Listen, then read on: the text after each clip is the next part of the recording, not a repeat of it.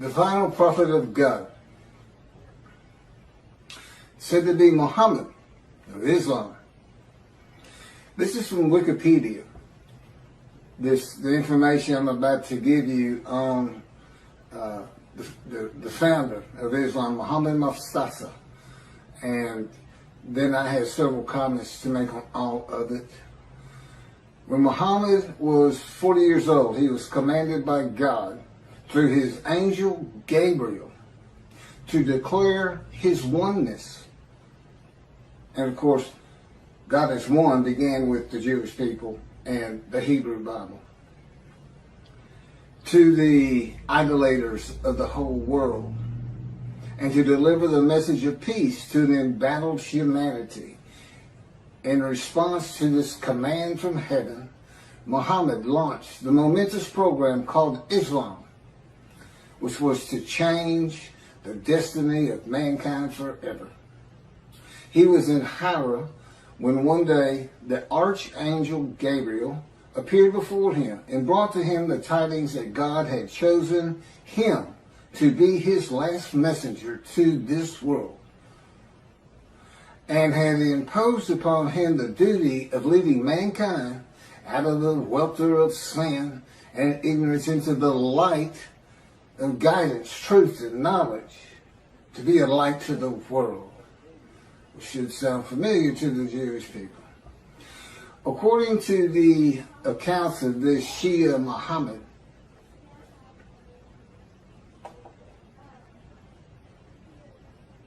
well, I'm working on this. Again, I'm just getting started on all this. And I have a computer in front of me because my cell phone is not responding correctly this morning, and the Lord wants me to get this done. And, Gabriel's not an angel. Clearly, they plagiarized the Hebrew Bible and put into their own cultural laws and norms and what they consider morality. And of course, Christianity is based around a story. Just that, a story. They call it the greatest story ever told. I agree. It's a great story. Billions of people have been deceived into believing it. Now, I can understand the people of antiquity believing it, but the people today believing it,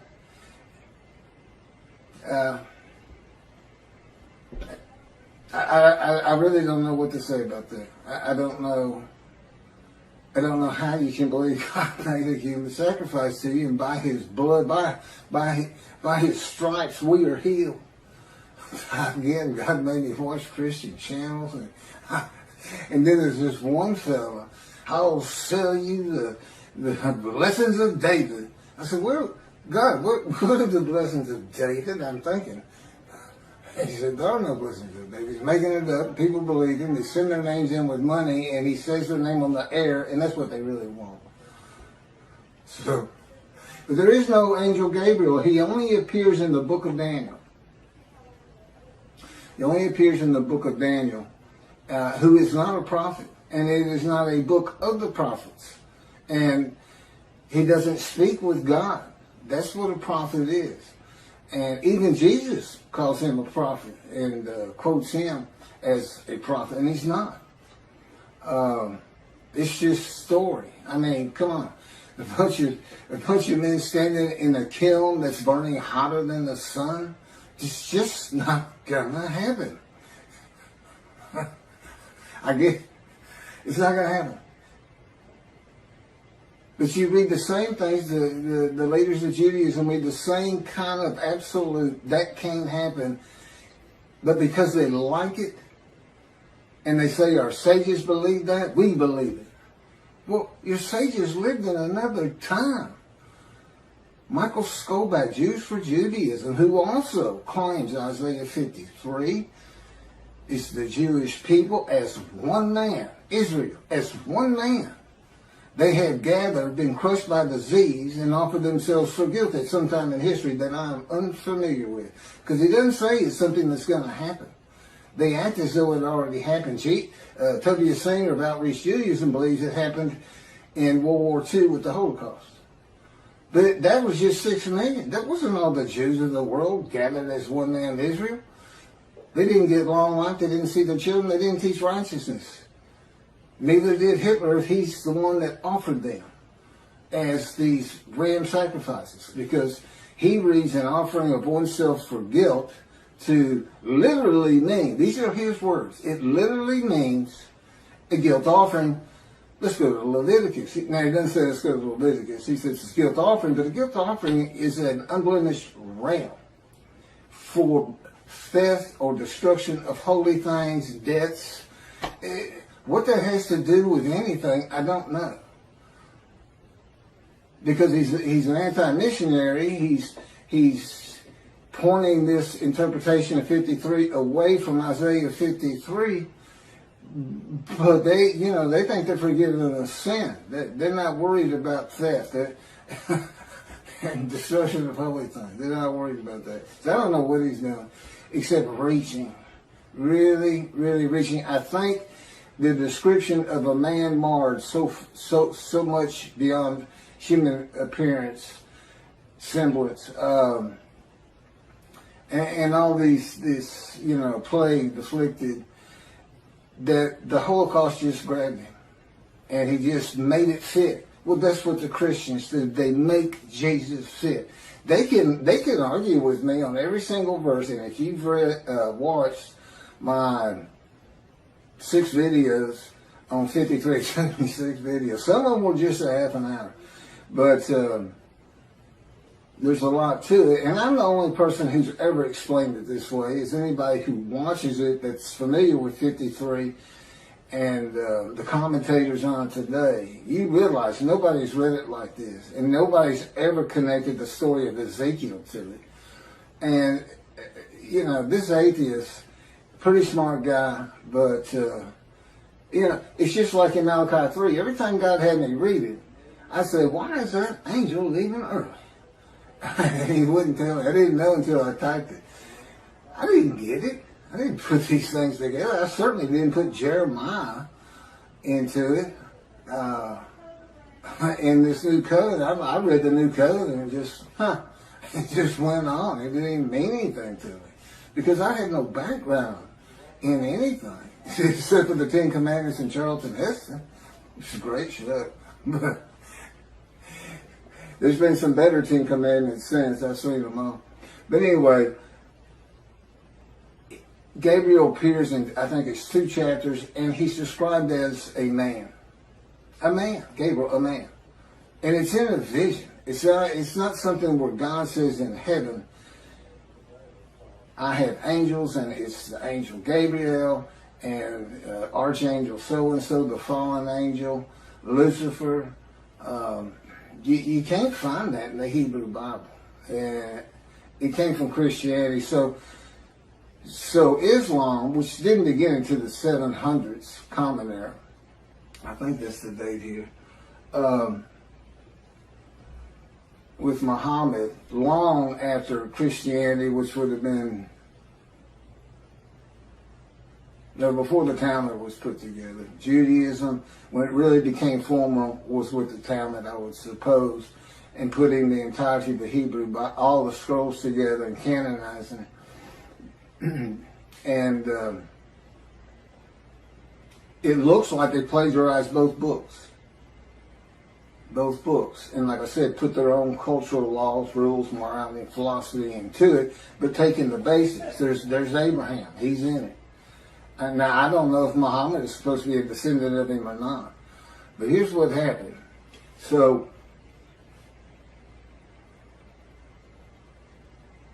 he says he's the last messenger, the last prophet of God. That's what's on their mouth. It's not the last messenger, it's the last prophet of God. According to the account of Shia Muslims, Muhammad Mustafa, far from being surprised or frightened by the appearance of Gabriel, welcomed him as if he had been expecting him.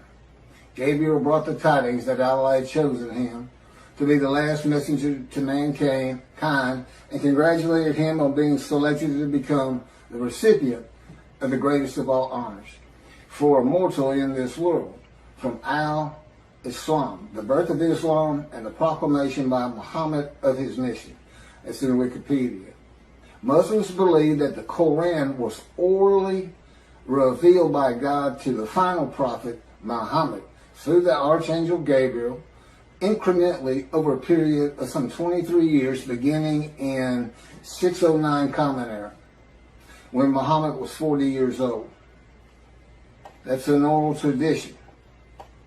That sounds familiar. That's what the Talmud is. It's the oral tradition written, so it wouldn't be forgotten.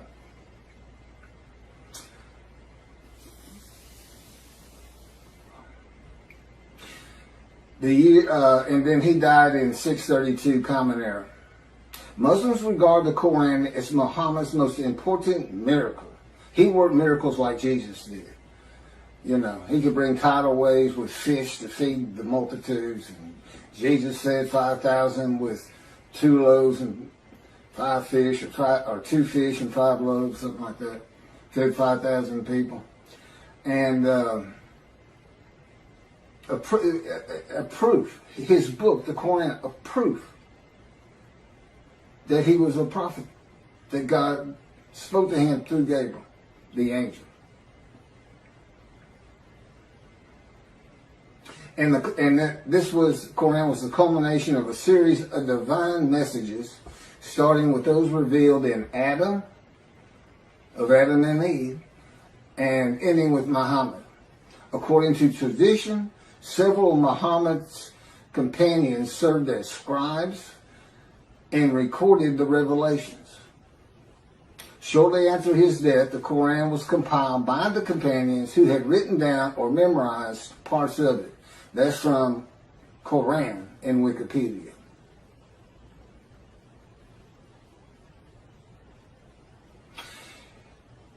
God chose his last messenger. And Allah means God, by the way. It's just not the God of the Hebrew Bible and the God of the Jews. God chose the last prophet, the last messenger, long before the time of Muhammad, when Malachi wrote Malachi. The messenger is Elijah for a time to come, and the time still had not come. The land did lay desolate, but they had not returned. It did not bloom again until 1948. And even then it was a desolation. It took many years to get it going and renew all the old cities like Jaffa and Haifa and Tel Aviv, and of course rebuild Jerusalem. You know, it's a metropolitan area now. Elijah, which of course is me. Now, how do you think Islam's going to react to me? We already know how the Christians are going to react. Not too favorably. Not too favorably. So this, you know, David is here because I'm David. David is here. I am the Moshiach. I am anointed. Which means the man of Isaiah 53 is anointed. And the anointment is the alighting of God's Spirit on me. That's how I know I'm the man of chapter 11, verses 1 and 2. Because there is no question that the Spirit and God are within me. And that's how I know this whole concept of God is in His Spirit. And I can point to Scripture that says just that. And explains things where it doesn't say it. Now they believe Muhammad to be a prophet because of his book. I've got 2 books God dictated to me with all of this information. This is chapter 49 of Isaiah 53 in the day of the Lord. See, it's not just about Isaiah 53. Now, the last chapter is the day of the Lord, and I'm going to do that probably on a separate video. I may make this another 2 half-hour recordings. All my camera will take. So, God's righteous servant, me. I am the final prophet, not Muhammad. And as the final prophet, and with the God of the Jews, being the Abraham and Judaism being the Abrahamic religion that is correct. There's 3. I mean, if you really sit back and think about it, who's gonna win that? Who's going to win? There's three. Are the Christians going to win it with their human sacrifice? Are the Muslims going to when clearly it's just a plagiarization? They're going to be a light to the world. Peace and humanity.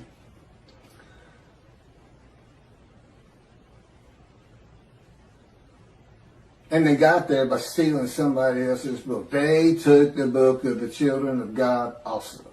The Christians attached it. At least they didn't attach it to the Koran. You know, I mean, that's a plus in their favor, I suppose. I'm going to go ahead and start into chapter 50. I didn't know all that. I didn't know that they were using an angel that doesn't exist. And he doesn't. I've been to having envisioned and told and no uncertain terms that there's no such angels. There's no Michael. There's no Lucifer. There's no fallen angel. It's just part of a story because that's what the people in antiquity and today too, to an extent, I just like to believe in that. The Christians got so much jumbled up in their minds. So much of the religion conflicts and doesn't make sense. And they've got entire armies of demonic forces that are at war with God, this and that. I promise you. I know his power like the back of my hand. And there's no contending with him. Whatever he thinks is. He just wills it. Gone. You know. He can take this world and turn it into a pea. The size of a pea just by thinking it. He set off the Big Bang. That's how Genesis starts out. He divides light from dark and this and that. Yeah. We're the dark. And the division is the platform of heaven. And we know we're in the dark because he had to put suns in there for us. So it's kind of a blend. You have to look. The universe, his universe, the unseen realm, and then the real. The universe of real, which is like, you know, objects, solid things, stuff you can see, came with the Big Bang. And it's all within his original unseen realm. So we're a universe in a universe. It's not parallel universes, just one inside of another. Totally different from each other. Science, totally different. We can never see the unseen realm except what he would place in our minds. I mean, he can place an angel Gabriel in my mind if he wanted to and have me believe it, and I would. But he doesn't. He's very real and matter of fact. And the fact that at this time, people are still believing the things of the people of antiquity who didn't know anything. They didn't know anything, and they couldn't go in there and say, "Well, I want to check that out. I don't know about that." You know, they couldn't. There's no bookstores, no schools, no teachers. About all you could learn from the wise men was the Hebrew Bible for the Jews, and they spent their life in that book. Well, I had it. I read it started reading it when I was 50, and it's only because God was teaching me that I have the knowledge that I do have. It's just not possible that any man could do that, and I know I couldn't. So, anyway, the day of the Lord. Now, this is interesting because I had kind of forgotten this entire chapter. The term day of the Lord appears in the books of Isaiah, Ezekiel, Zechariah, Amos, Obadiah, Zephaniah, and finally, in the last book of the prophets, Malachi. In Ezekiel and Zechariah, the day of the Lord is said to be only against the nations, and in Obadiah against Edom and Esau, Christianity, and the nations. If you see Edom and Esau, it's Christianity. That's just Judaism. If you're going to take their book, take all of it. Take the oral tradition with it, Christians. They go together. The prophets warn that the day of the Lord is near, but it is not the end of the world. Now, this is true of the Essenes too, the sect of Jews who wrote the Dead Sea Scrolls. But and with the same concept, evil's going to be gone, but the good stays.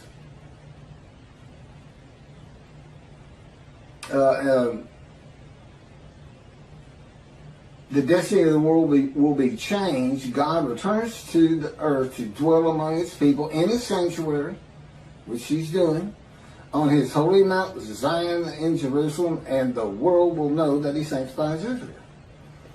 Lo, the day of the Lord is coming with pitiless fury and wrath, to make the earth a desolation, to wipe out the sinners upon it. Isaiah 13:9. You say, well, see, that's not, you haven't been talking about that day of the Lord. Yes, I have. God's final word on it.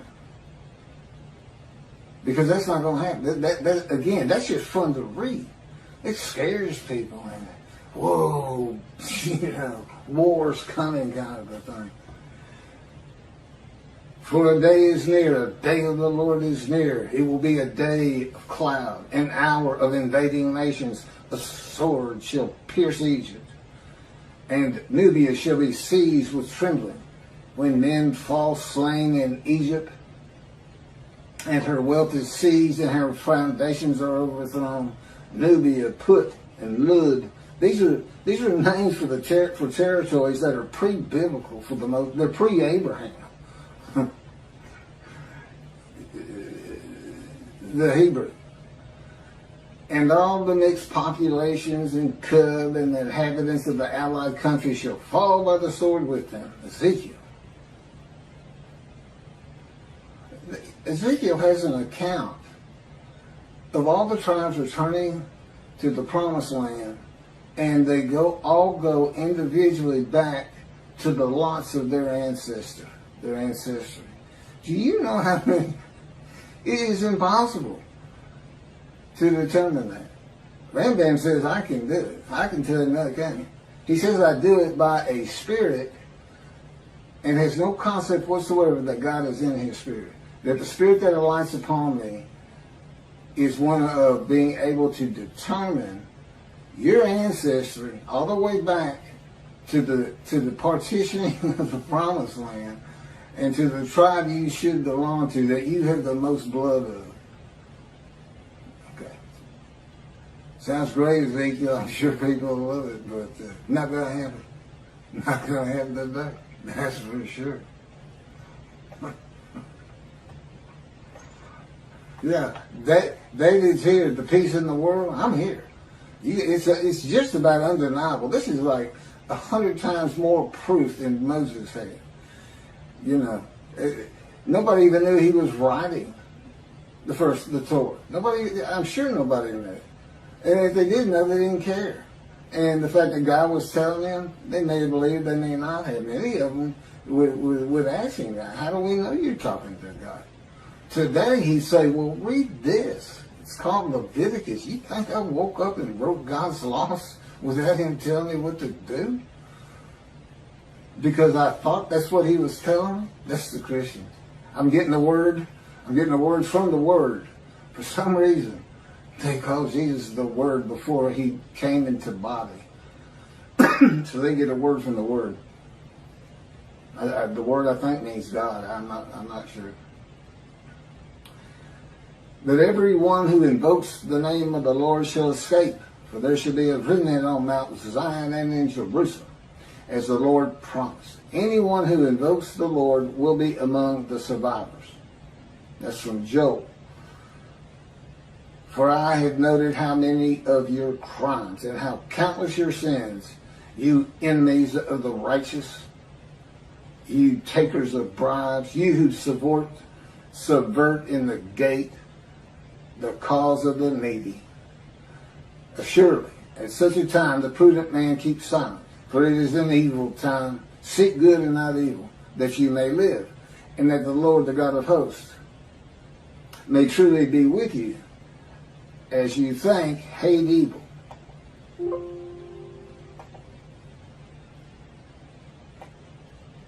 So here's some morality in a great story. Day of the Lord. And love good. And establish justice in the gate. Again, the Essenes had gates. People like to hang out at them, as you can imagine. and tell stories. What else are they going to do? If they had enough food and everything, and have all your friends clapping you on the back. Great story, great story. Look at all those Gentiles gathering around. Tell that Jesus story. Tell the Jesus story. Then look at them. They get all giddy. And they'll throw you some money. Yeah, it could happen. Could be like that. And I got a real long, I'm going to skip this one from Zechariah, but finishing up with Zephaniah on this coming of the end of evil. And I will bring distress upon them, that they should walk like blind men, because they had been sinned against the Lord. And their blood should be poured out as dust, and their flesh as the dung. Oh, come on. Okay, you know, let me read a little bit of this one. This is from Zechariah. Now, see, this is like watching a zombie movie. This is like watching a heart show. And we are, you know, most people love to see those every so often, especially as when you're young. As for those people that warred against Jerusalem, the Lord will smite them with this plague. Their flesh shall rot away while they stand on their feet. Their eyes shall rot in their sockets, and their tongues shall rot away in their mouths. In that day a great panic from the Lord shall fall upon them, and everyone shall snatch at the hand of another, and everyone raise his hand against everyone else. Judah shall join the fighting in Jerusalem. The same plague shall strike the horses, the mules, the camels, and the asses. The plague shall affect all the animals in those camps. And on and on. Malachi 3 brings a new concept to the day of the Lord. Why is that? Because it's not going to be in antiquity in Jesus' time. It's not going to be in the Middle Ages. It's going to be in the age of the internet, knowledge, science, medicine, common sense. Oh, that's right, reasoning, and enlightenment. But it's still fun to read. That's the thing, he was writing for antiquity, because this is the kind of stuff they not only, they would believe these stories. And today, we don't believe them. We just think, wow, that's fun to read. So God was writing it for different eras. He wrote for antiquity in the Middle Ages, and then we had the Age of Enlightenment kicking off in about 1600, computers in 1960, to today. The age of the internet.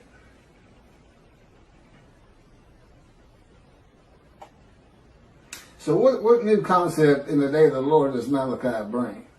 It's God's final word on the day that he's preparing, where the new covenant is delivered.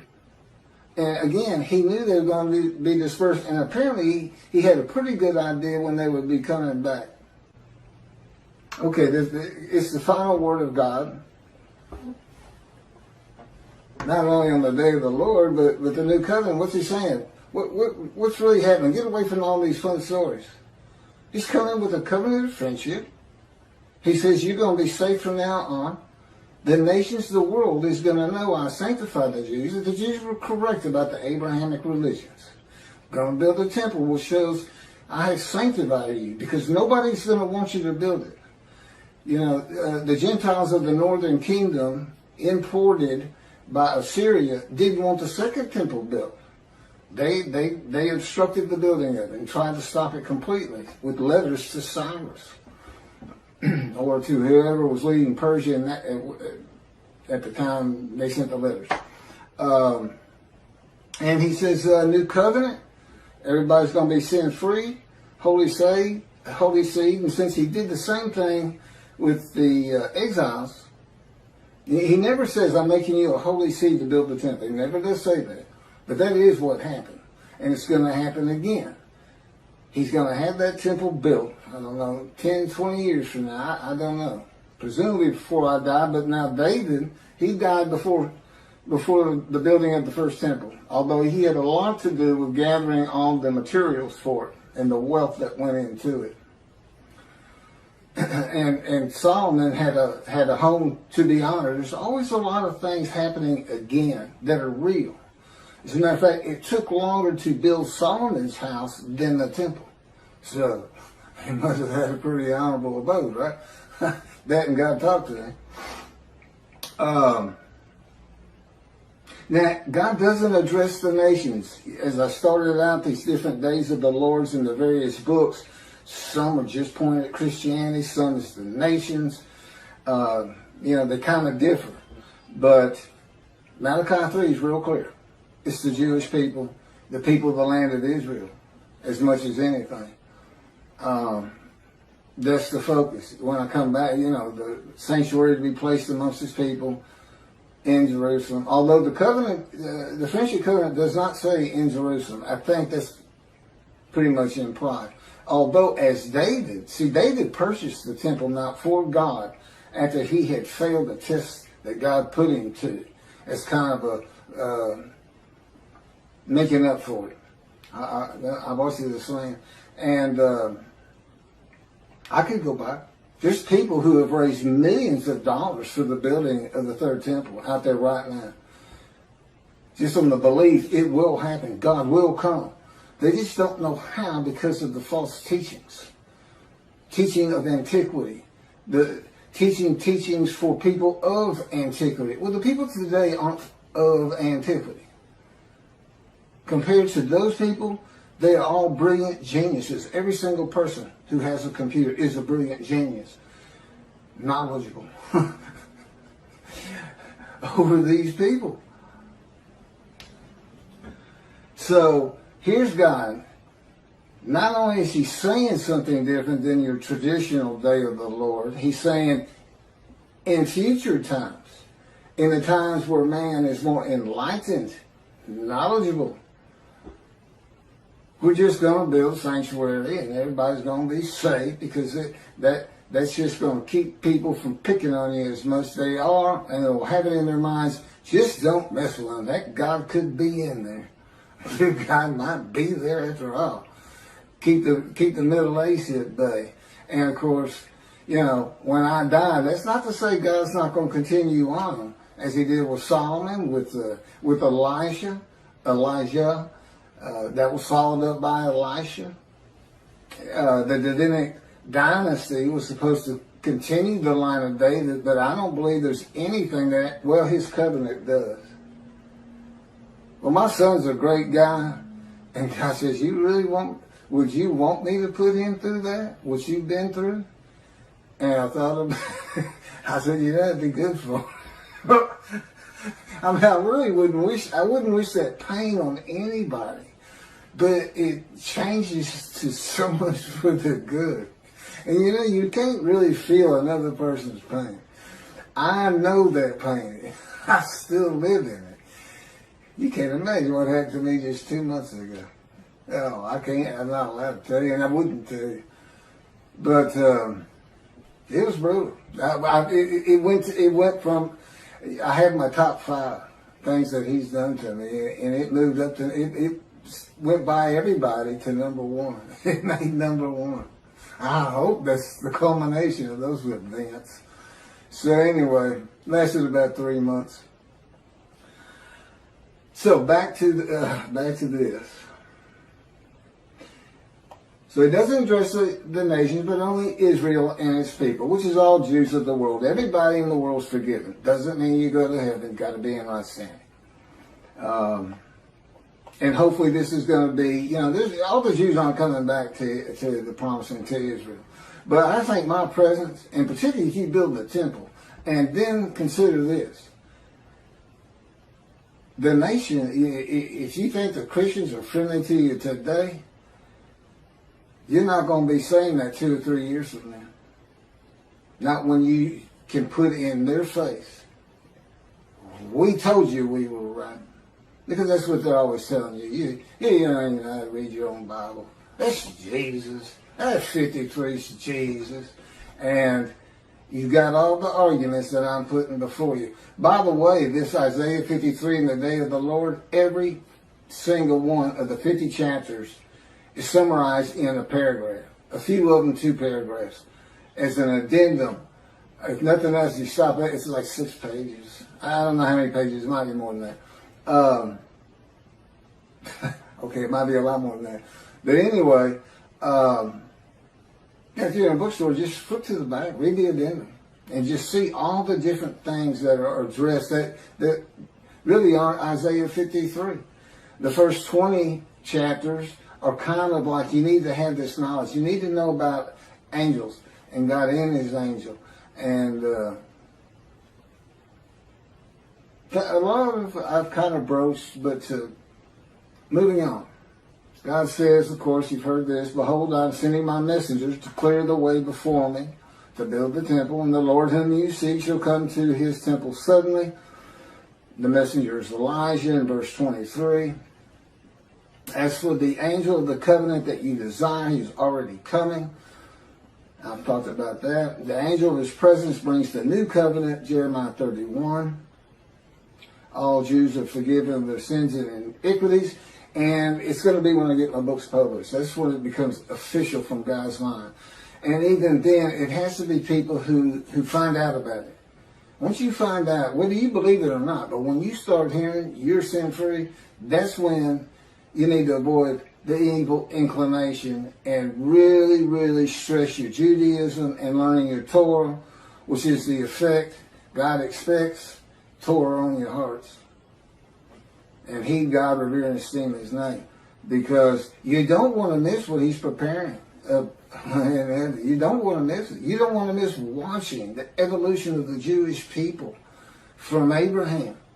He's going to pick, guy's name will probably be, Poindexter or something. Who knows? He's so funny. But I'm sure, okay, it'll be serious, God says. He says, I let Keith cut up a lot. He's a human being. It's good for him. And I play along some. He'll tell you, it's not nearly enough. Or it's too long. Or it's not long enough.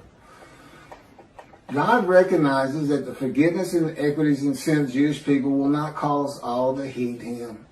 And in Malachi, he says, I know there are those that don't. Those that do, I'm putting in the scroll of remembrance. In Christianity, believing in Jesus and accepting him as his one Lord and Savior brings sin forgiveness and entry to heaven when he returns. I've covered that. Even if you've committed murder and other crimes against humanity and God, and that's just not true with the God of Israel. He's not going to have bad people up there. But that doesn't mean you don't want to practice Judaism. Because I know the Jewish people like to focus on life today.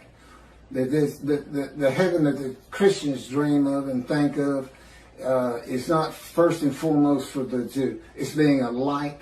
It's living life as well as it can with all these instructions God gave us on how to do it. And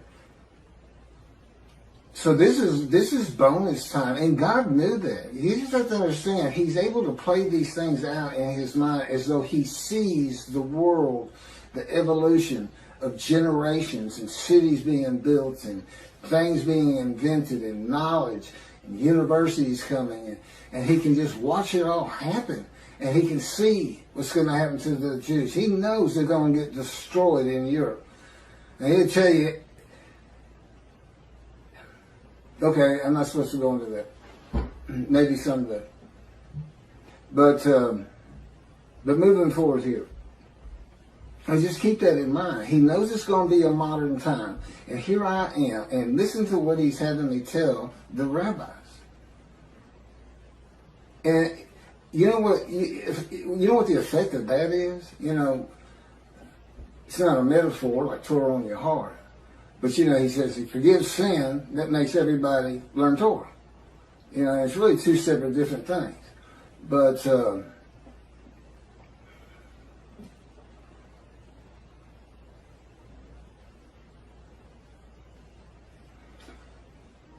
so anyway, God knew in modern times that secularism and reliance on science, medicine, and technology that his righteous servant might not be recognized. The utter destruction is simply on its way, just like it was with the Assyrians, Babylonians, and the Romans long ago.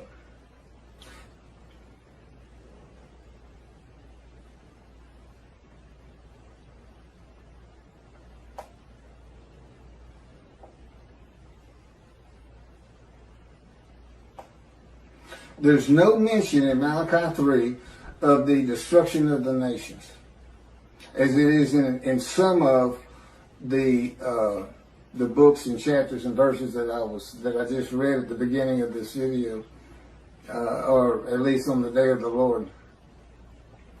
It is implied there will be destruction in the land of Israel, because God says, if He doesn't do it, when I come, it will be with utter destruction, as though there's going to be some, and there would be, to take the Temple Mount. It'd have to be something like the 6-day war. I don't think Israel would ever just storm it and say, well, that's it, we're just tired of it. Just gotta go. And unless there's some heinous act done, like a nuclear suitcase bomb, where they finally say, that's it. Only Jews in this land, and we don't care what it takes. That's what they did to us. They just threw us out. Took everything we owned, took our bank accounts, took our houses, took everything, just said go. We had to walk to the promised land.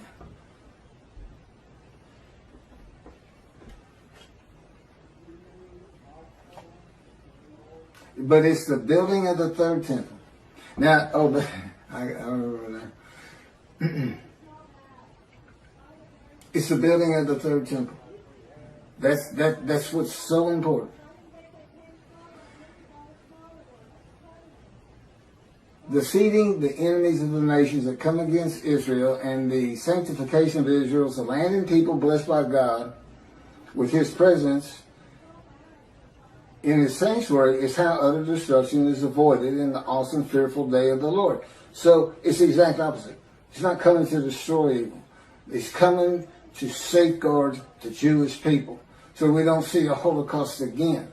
Basically, that's what He's telling you. If the land were destroyed today by nuclear bombs from Iran, 10,000 missiles launched at the same time from Lebanon, I don't care, the sling of David, their protective system to bring down rockets is never going to be able to stop that. And you got 7 million Jews there.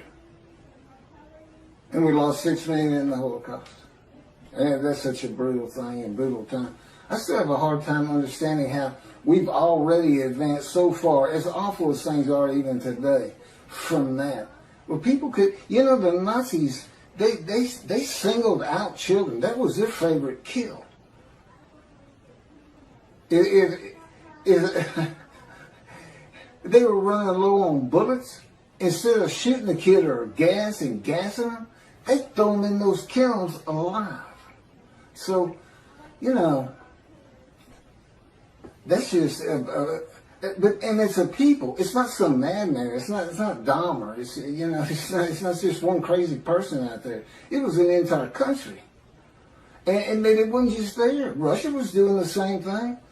They were hauling them out of their houses, making them dig ditches, and just going down. Family members, father, son, kids, or kids first, then throw them in there. Whole blocks, whole neighborhoods. No, I don't want some of the visions he's given me to make me really feel and understand what would it be like for the Gestapo just to break down your door and you're sitting with your family at dinner and you have no clue who they even are, and all of a sudden everybody's being murdered, and your girl's raped first, and your wife. I mean, and he put me into it's, we can think about it and be horrified.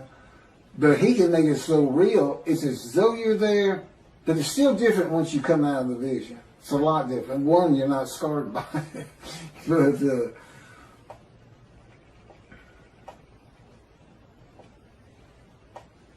I have a lot of things that's just about it for the day of the Lord that I have.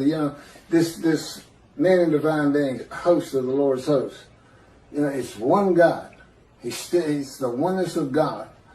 Of Israel, one angel, and it's the angel of His presence, who doesn't have an angelic body, and he's in as one man, the Moshiach, the anointed one. And the anointment is the spirit of lighting and answering it. That's the anointment. There's no oil as in our world of the, I call it the real, and God's world, the unseen realm, which is a universe inside a universe, and he's responsible for this. You know, he made a division of the heavenly bright white lights, can't even see in it. That he kind of shows me in visions when we're dealing with David in the temple.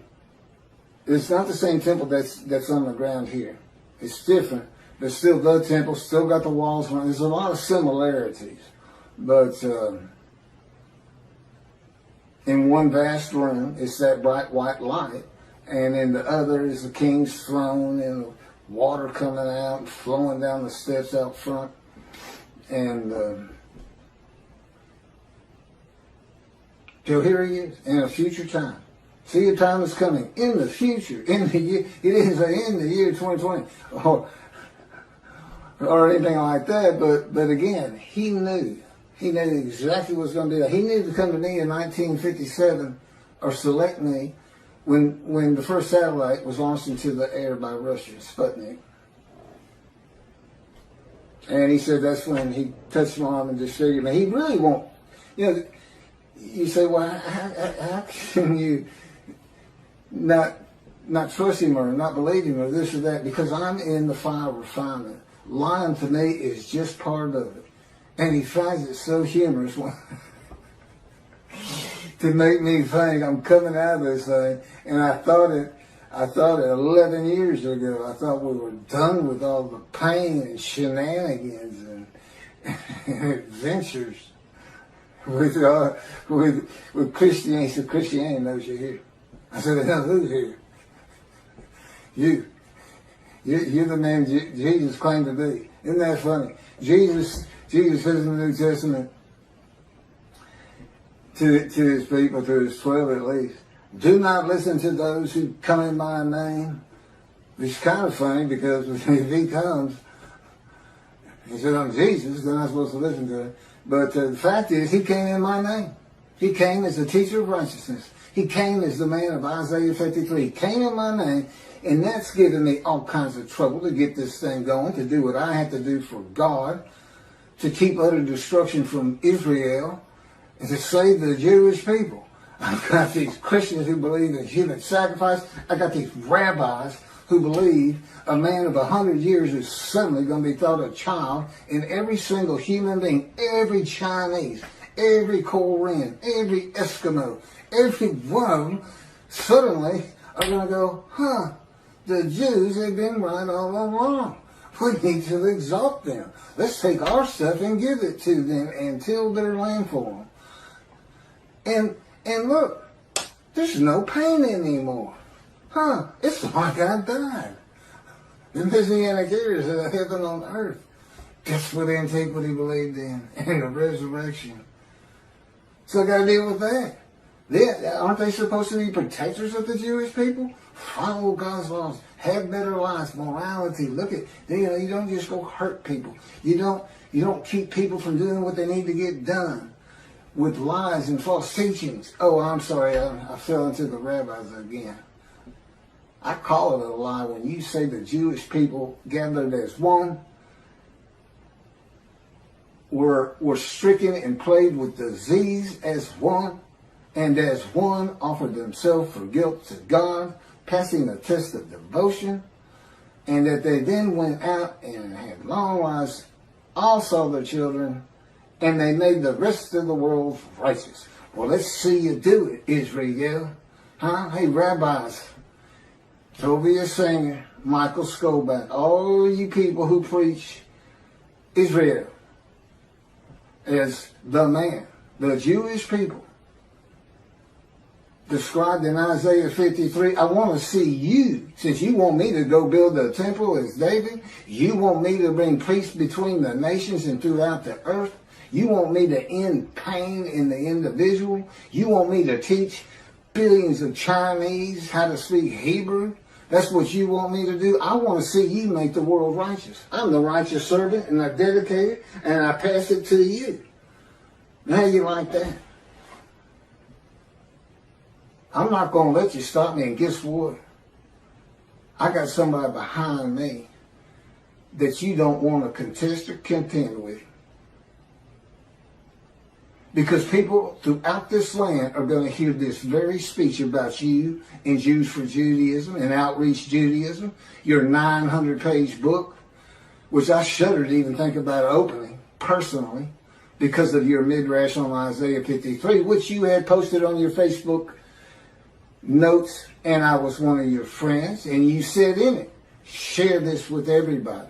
You gave me the right to use it as long as I don't slander you, perjure you, and guess what? God had me type in Isaiah 53 in the day of the Lord, which will become a bestseller someday. A big part of your midrash on the human sacrifice of the blemished rams by Hitler,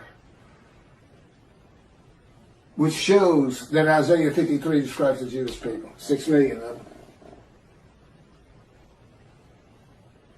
Well, that's all I have on the day of the Lord, and doing my job of bringing the wrath and bringing the reckoning. I'm the righteous servant, I'm David, I'm Elijah, and the prophet like Moses. And soon to be published, a new song God had me write. And I am an eternal priest of the order of Melchizedek and King David, and a rightful king. That would be leader. It's the same song David used. It's scripture. When David wrote it, God told him, David, write this down, a Psalm of David. My Lord said to his Lord. And there we go again with Christians. They say that if it's the Lord and he's talking to the Lord, that's God of the Trinity talking to Jesus. What's the problem? One of them's capitalized and one's not. What was the other big reason? Well, just read it. It's a song about him. It's written by somebody who works for King David, a servant, something in the kingdom. He's writing of him when you read it, because he would be Lord to this man. He's a lowly servant. Yes, Lord. You know, he's a king. That's what you say. It's not Jesus. It's not meant to be Jesus. It's not a, what do they call it?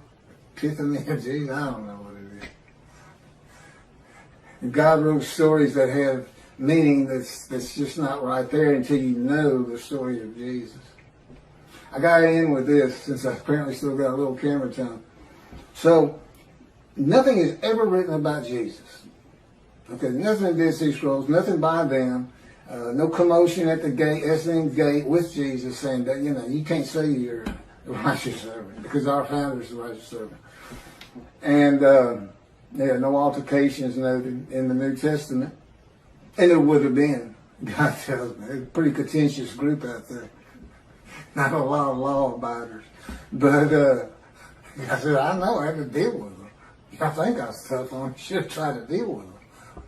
So, until 70. What happened in 70? The first big Jewish revolt. 500,000 Jews defeated.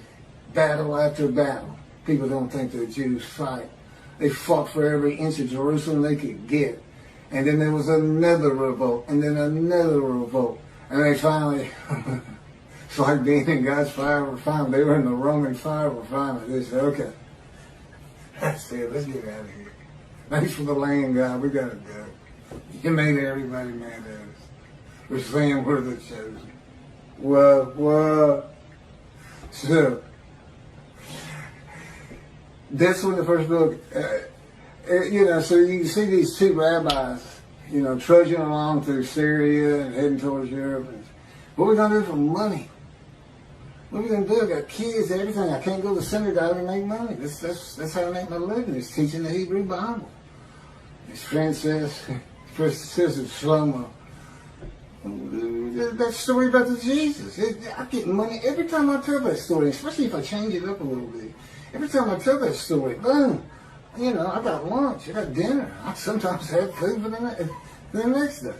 They love it. They just get all. I believe, praise Jesus, falling on the ground. Holy rollers. That's where the first holy rollers came from. If you don't know what that is, look it up. He says, you got it. They love this stuff. And Slow-Mo looks at him and says, oh, you got to be kidding me. You can't put that story in the Hebrew Bible. You can't connect Moshiach to that. He comes in, rides ass in Jerusalem, and defeats Rome, and becomes king of the world. What are you talking about? We'll just change it. Maybe it was the writers who were deceitful. It was only because there was no Jesus. Nothing written about him. Are you kidding me? Man's walking on water, feeding everybody. The blind see, the crippled walk, dead or risen. You think he'd have probably taken the Roman leader's position from him. That's what he would have done, and just made them leave.